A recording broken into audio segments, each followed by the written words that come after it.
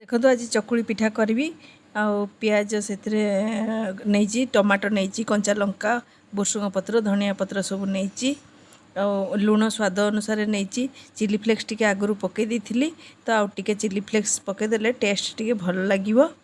तापर देखंतु मु पियाज चॉप को पकईली तापर टे टमाटो पकईदेली कंचा लंका पकईदेली भुसुंग पत्र तापर धनिया पत्र भी सब पकईदबा आउ भल भाव गोलैदबा। गोलै दी सारा पर देखंतु भल कि गोलैबे तार कंसिस्टेंसी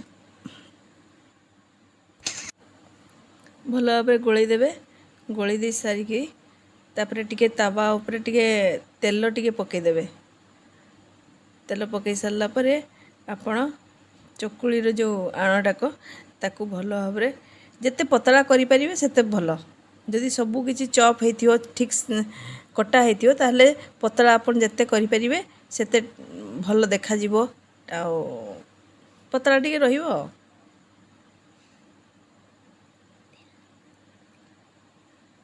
देखंतु गोटे पटे हो गलानी आमे टिके ऊपर तेल टिके पकईदबा। पकई सारा पर ताको भल भाव गोटे पट साइड हवा पर तापर जाइकी ताको आमे लौटे दबा देले हमर चकुली पूरा रेडी।